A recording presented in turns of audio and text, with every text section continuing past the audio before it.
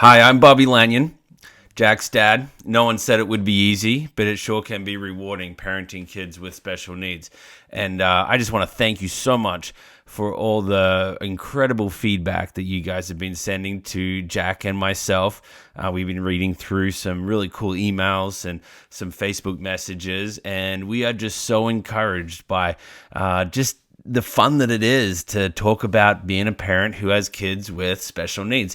And if you would like to get involved, please do not be hesitant. Please jump on your mobile phone or on your desktop and send us an email, jacksdadblog@gmail.com. You can also find us on Facebook at Jack's Dad. And you can find us on Instagram at Jack's Dad Blog. So this is super fun. It's super easy. We love doing it, and it's just really great for our family because we get to talk about the topics and the things that we're discussing with people all around the world through this virtual coffee series. And we just want to thank you for joining in.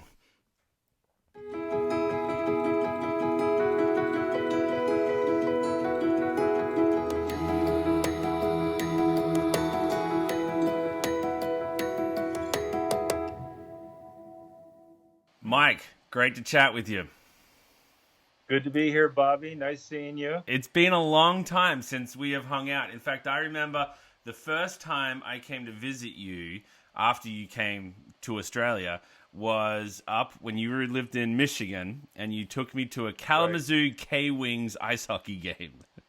Remember that? That was great fun. Probably the first hockey game you've ever been to, right? It was. I absolutely loved it. It was really, really cool. And then you guys were so great to let us come and visit you for a weekend. And now you're down in Florida. Yep. Living the Been down in retirement Florida dream. now for 11 years, going on 12 years. Oh my word.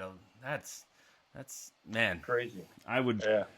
That's almost, so I've been in the US for 15 years. Yep. So, and do you remember the trip that you made to Australia? Oh, one of the highlights of my life, going out there to the Word of Life Bible Institute. You're actually a Detroit Lions fan, if I remember correctly. Well, it's hard to say that you're a Detroit Lions fan because they're so bad. And the Lions are the only original NFL team that has never been to the Super Bowl. Well, there you go. And I bring that up because my favorite coffee mug of the day is actually, BJ actually made this cup. And I don't know if you can see, but it's got our favorite Nick Foles. And we're a bit of a country music fan, so we've got Eric Church, Blake Shelton, and around this side we got some Thomas Rhett album covers. And he actually doesn't know that they're album covers because I don't actually think he's ever bought an album or a CD. It's amazing what you can do on the internet. So tell us about your mug. Here are my grandkids. Okay. On my mug. There's Adelie right here. Okay. And Nathan and Bella. And there's Bella and Adelie right there with Nathan on top. Okay. And do you pull that out often? Is that one of the mugs that you go to pretty regularly? Absolutely. That is a treasure for me. One thing I find about a good mug is it has to hold well and it has to drink well. Would you agree? Well, yes, and I managed to slobber over myself less with this one than others. Well, then you should keep that one around with you. Yeah, there you go. There you go. Mike, tell me a little bit about Adelie. All right. Well, Adelie is 14 now. Can you believe that? Wow. And she was born premature. We found out that she had Down syndrome, and my daughter was devastated at first. I mean, and then people came alongside her, just like they've come alongside you and Michelle, and began to explain. And in fact, there was one nurse right there at the hospital that said, "Honey, you don't realize it now, but you've hit the gold mine. You are going to be loved like you've never been loved. That little girl is going to show you venues of life and perspective on life that you would have never seen without her being blessed to you as a mom and to your husband as a dad. And boy, we've seen that as grandparents. Yeah. So that's interesting that you just kind of bring that up now. Share with me a little bit about the family dynamic in your extended family and how Adelie being born with Down syndrome has impacted that family dynamic.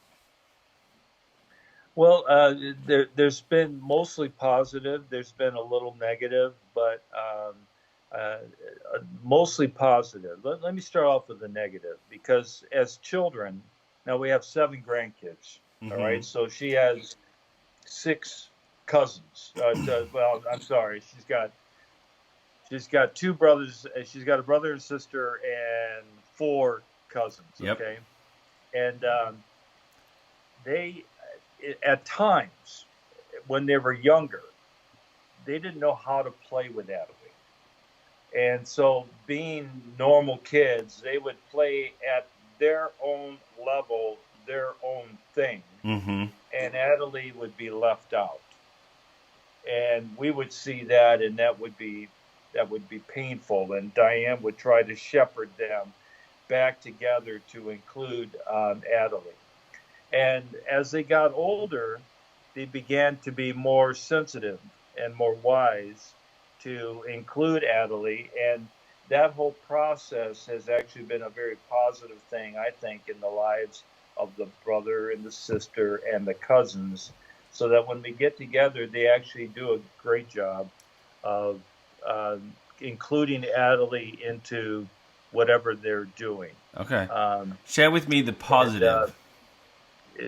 That would be the positive. Okay. Absolutely. So they've grown in the ability to be sensitive now and not just do their own thing, but expand their own natural desires to include Adelie. And boy, that's just such a blessing to watch that happen, because that requires the discipline to say no to self and yes to somebody else and their interests, which is, a wonderful tool that God can use to develop godliness in the life. Sure. So what's it like when you are grandparenting children? And I have no clue where this is going because I'm not a grandparent, but what's different about grandparenting a child with special needs and grandparenting a typical developing child? The big thing for me, and Diane might have a different answer. And by the way, I just got to say, Diane is so in tuned to Adelie, very in tuned to her. And they are just soulmates, Diane and Adelie. For me, the biggest challenge for me has been in the area of communication. Adelie does not speak well at this point, and she goes to speech therapy and everything else. So I have to be very patient with her to sit there and listen, and then also not complete sentences for her so that she completes it. But I have to work hard to really try to understand without turning to mom or her brother and sister to say, in a sense, what did she just say? I want to know that. I want Adelie to have a direct communication with me and not through an interpreter. And so that's one way in which it's different than other children. Other than that, I mean, the love is the same. I find that I'm more conscious to make sure that she is taken care of, that she's safe, maybe more than other grandkids. In other words, I know I got to keep an eye on her. When she comes to church, I want to make sure that she's being included in the Sunday school class, or how are other children relating to her during vacation Bible school? Those become great concerns, and you're always got Adelie on your radar screen all the time. Yeah, that's a really interesting point. So talking about having to watch her all the time, um, Steve and Katie, they have to be watching her all the time as well, correct?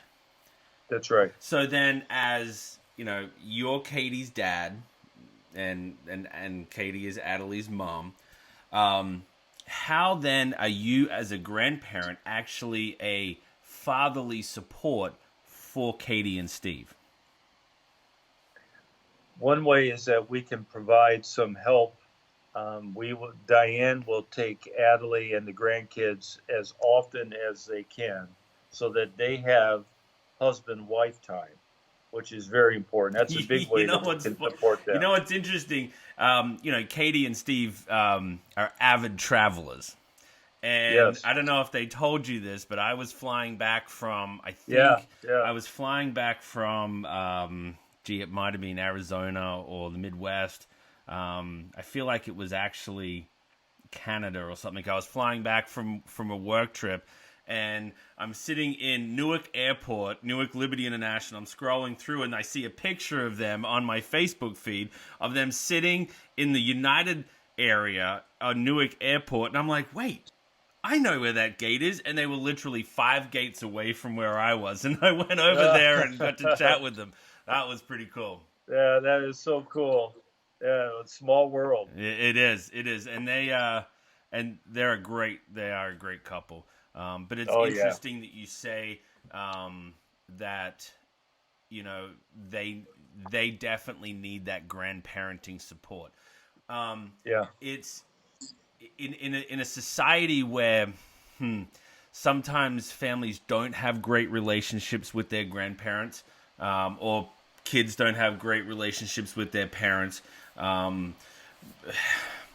It's super sad to see, because I know firsthand the kind of incredible support that grandparents can be, both my parents and both my wife Michelle's parents.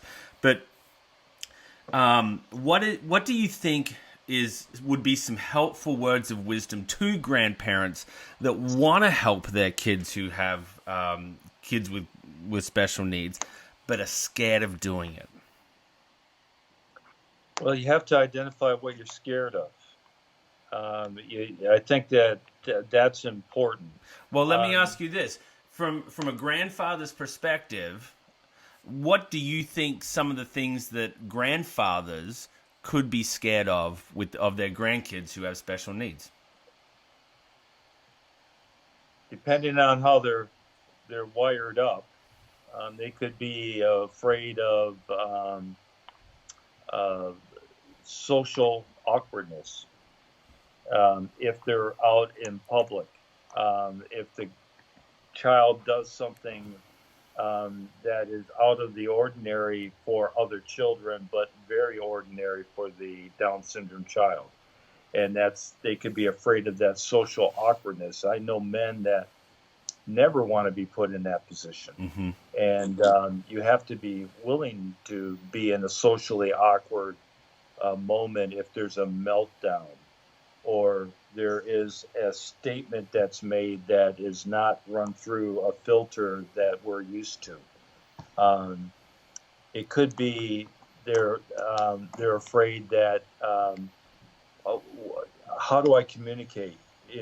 Like when I take Adelie with me to the store, I want to have a conversation with her. Mm-hmm. And so that element of making sure that I understand her and so forth. Some people are not going to be comfortable with that. Right. Not going to be comfortable not knowing what the child said. You can't understand that, and that makes them feel awkward. And so you have to be willing to feel awkward and be willing to fight through that, I think. So those are two things that come to my mind right away. So then let me ask you this then, Mike, as a grandparent of a child with special needs, what advice would you encourage another grandfather to, or a grandmother even, to help them move past one of those stumbling blocks?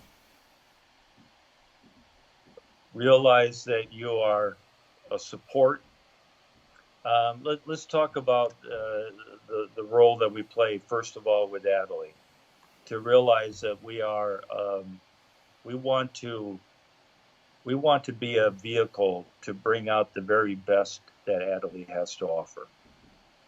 To do that, you have to really penetrate and know that child's personality. You have to understand what makes her frustrated, that and what makes her happy, and what is going to scare her, and what is going to make her feel secure and comfortable. You have to know her makeup, and you have to. It's almost like you really have to exegete their personality, Mm-hmm. and you have to be willing to put in that time. And it's interesting you say that you have to put in that time, because with any other, like I know with my 3 children, you have to put that time in to know their personality to begin with. The difference is that with my 2 boys who are typically developing, well, I can ask them and they can communicate very clearly to me their likes, their dislikes, their wants, and their needs, and it's in some ways a little easier to see where their attitude goes, a little bit crazy, and it's easier to correct them because it's easier to understand where they're coming from. But like you said earlier, we can be afraid of our grandchildren or children with special needs because of that communication piece and that uncertainty of how they're interpreting their environment around them. Right. And remember, as a grandparent, we're not with that grandchild, that special needs grandchild, as often as the mom and dad. So mom and dad just naturally are spending time and understand the nuances of this beautiful child. As a grandparent, our times are here, and then here, and then here. And so you have to be able to maximize that time when you do have them, and realize, okay, when I do have them, I need to learn this child. I need to exegete their personality. I need to know how they operate and what they respond to, and what is their perspective on our backyard. Um, uh, Nathan can run out into the backyard, and he knows where the poison ivy is. He knows where to him it's an adventure. But Adelie, if she goes out into the backyard, there are certain things that scare her that they would not scare the Nathan or Bella, and you have to be in tune to how she's looking at that backyard, Mm-hmm. different than how I see it or Bella and Nathan sees it. Right. Yeah, that takes time. It does. So basically, your encouragement would be to grandparents, hey, spend some time. Make that investment of time. But it's more than just spending time. Uh-huh. It's being an active, while you're spending the time, you have to be an active observer. Okay. And then talk. Good advice. Because when then you talk with your spouse. So Diane. Oh, you get to do that. Oh, that's right. Yeah, you're a grandparent now. You get the time to talk with your wife. I think I talked with my wife on what's today, the 54th of April or something. Yeah, something like that. But Diane, like I said, Diane is very in tune to Adelie. So Diane will point out things that I don't see. But then I catalog that. I take it in, and so that next time I can be better. I communicate better with Adelie now because of Diane, because she's taught me, and encouraged me to spend the time and don't worry about feeling awkward. And this is what she means by this. And so you need to communicate with the child, communicate with each other. Yeah. Let me ask you a question because you have walked this road, and Adelie is 14 now. Beautiful red hair. She's a Yeah. sweet girl. Every time we see a little video, it's just like, oh my word, love to get back down to the beach with you guys. For those grandparents that are at the other end, the beginning of the journey, where having children being born with special needs is greatly increasing. Yes, Down syndrome, which your granddaughter Adelie has, is one of the most common genetic malformations on trisomy 21. But the trajectory of kids being, developing autism very early on, and other genome issues, genetic. That word is. I'm going to leave that word with you. Yeah. And children being born with genetic issues is greatly increasing for who knows what reason. That's not a discussion for you or I to even. I'm not going to weigh in on that. But grandparents, when they get the word of the diagnosis, when they get a call from their son or from their daughter who's in hospital with their beautiful little baby, what do you say to that grandparent? First of all, don't talk your children out of their pain. Don't let their fear and their pain, don't let that make you feel awkward. Listen to them, and don't immediately say, "Oh, it's going to be okay," or deflect with, "Well, I know so and so, and they have a great relationship." No, you gotta listen to it.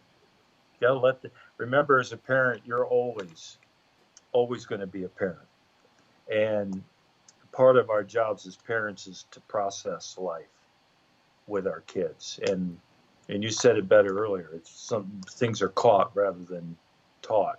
And so I don't need to tell Katie how to feel or Steve how to feel. I just need to know how they feel and let them process it. They are both Christian. He's the Christian young man and Christian young lady. So I have to trust that the Holy Spirit is going to process their fear, their pain, and that's what we did. We were there to love them and support them, and let them express it without judgment, and then slowly, as they start to process it, then we can support them, and as they invite us in to the conversation about how do they figure this all out, then you give your advice when it's asked for. But the immediate thing, as I remember during that time in the hospital, was just not trying to talk them out of their pain. Let them feel it, process it. Yeah. Now, how do you? That's I can tell that's super close to your heart right there, and because I can just see that those memories are just flooding back, and those memories constantly come back. I know they do for Michelle and I. The pain, and we remember the people that came to visit us in hospital that gave us the most hope. Right. And it's super super cool what the advice and just the insight that wise.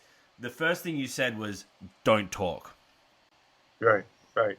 Don't talk them out of their pain, because the worst thing you can do, and Christians do this all the time, and they mean well, but they want to throw out a Christian platitude or some spiritual Band-Aid, and it just doesn't register at that time. Mm-hmm.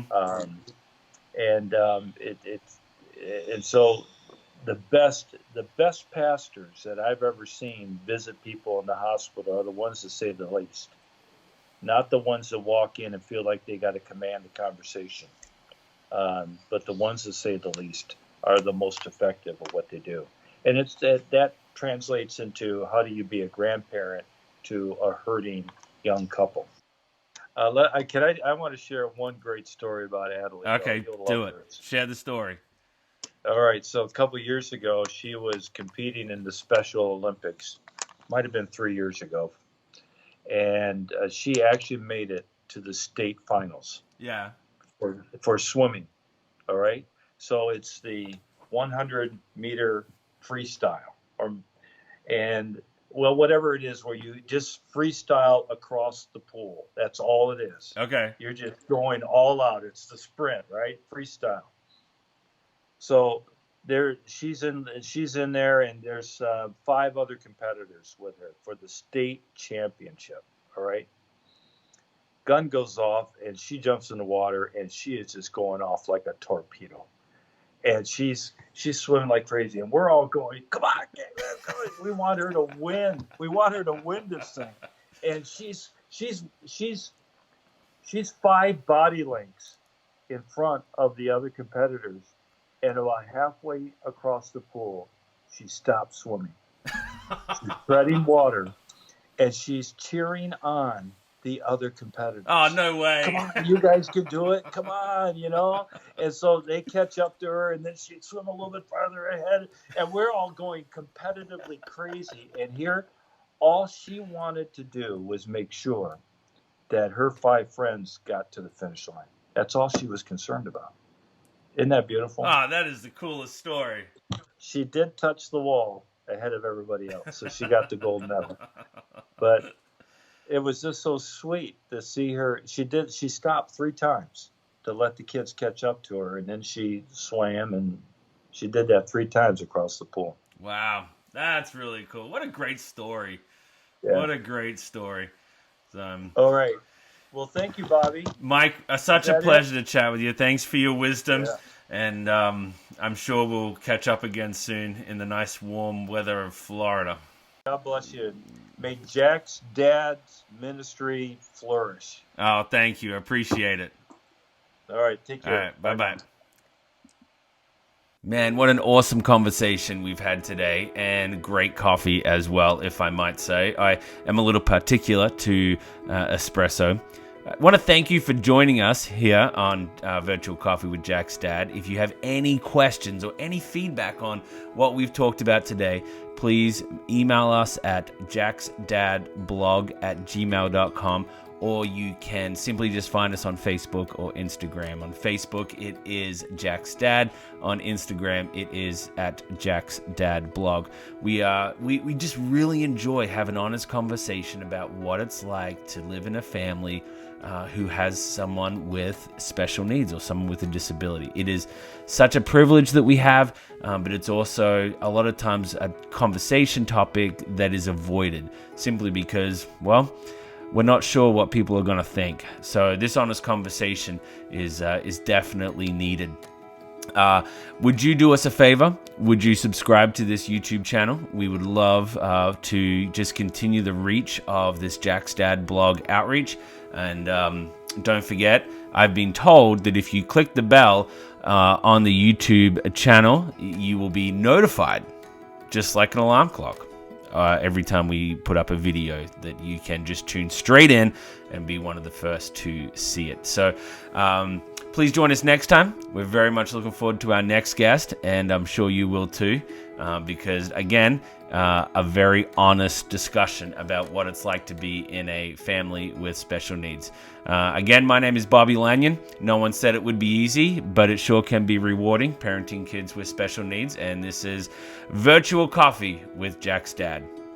Bye.